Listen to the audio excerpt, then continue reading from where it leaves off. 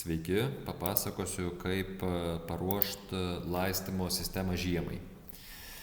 Tai pradžiai, jeigu dar kas ar YouTube nesat manęs užlaikinę, užsubscribinę, tai prašom tą padaryti. Stengiuosi mest karts nuo karto įdomų turinį apie namo statybą arba namo priežiūrą, o aktyviausias esu Instagrame.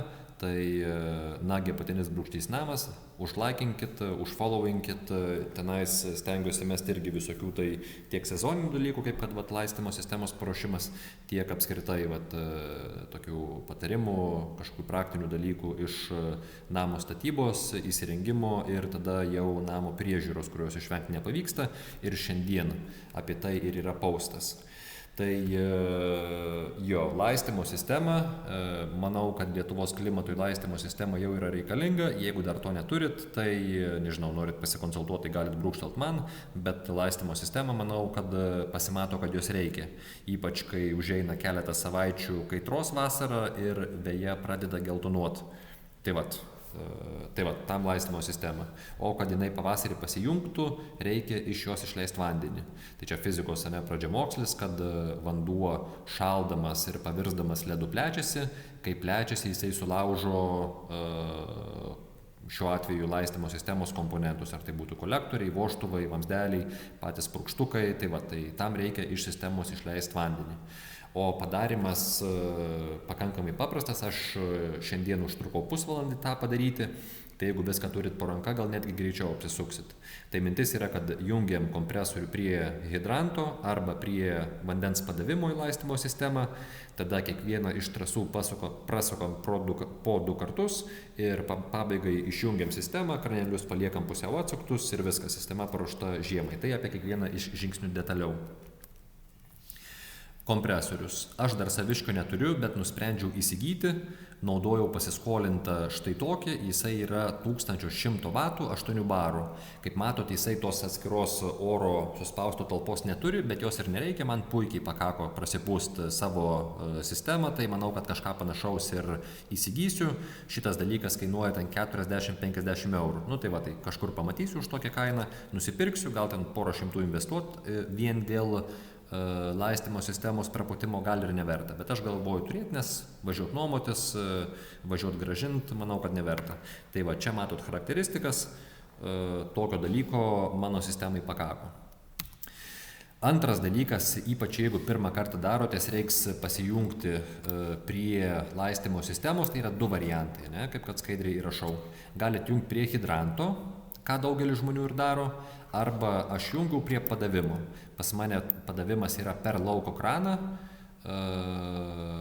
čia nesimato žodžiu lauko kranas, bet pas mane laistymas pajungtas ant lauko krano, aš pasijungiau per tokį sujungimą kompresorių ir viskas, ir tada galima darbą pradėti. Pailiustruoti, irgi pirmam kartui pas mane išėjimas buvo 3/4 dydis šito pajungimo, tai per 1, per 2, per 3 komponenčiuką aš pasidariau standartinę kompresoriaus pajungimo šitą galvutę. Šitą dalyką jau turiu, pasidėjau prie santechnikos dalykų, kad kitais metais man šito dalyko jau nebereiktų ieškoti ir nebereiktų pirkti. 6 eurai sukainavo, tai žodžiu, pirmą kartą darant, tokio dalyko reikės.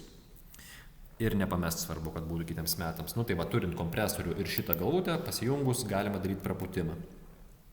Prapūtimo logika paprasta, kiekviena iš trasų, pas mane pavyzdžiui yra 4 purkštukų zonos, 1 hidrantas, 1 kapliaras, kiekvieną iš šitų zonų reikia prapūsti po 2 kartus. Tai aš taip ir ėjau. Purkštukas, kapliaras, hidrantas ir vėl iš naujo, tam, kad per tą trumpą pauzę, kada turi jūsų trasa, ten gal kažkoks vanduo nueitų į žemiausią vietą, ar kur jis ten nueitų, bet žodžiu, rekomenduojama po 2 kartus ir po 2 kartus kiekviena iš trasų, reikia nepamiršti. Tada kaip atrodo pats prapūtimas. Tai gal startuosiu nuo šito video. Dar kartelį. Tai žodžiu, kompresorius pajungtas į padavimą, taip pat gali būti pajungtas į hidrantą. Jo, kompresorius veikia, sukelia slėgį ir tada atidarot kiekvieną iš trasų.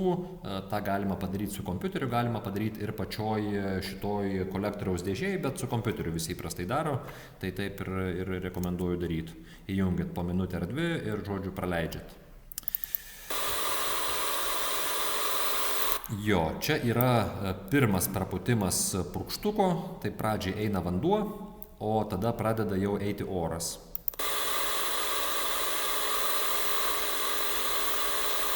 Ir pradeda jau eiti oras.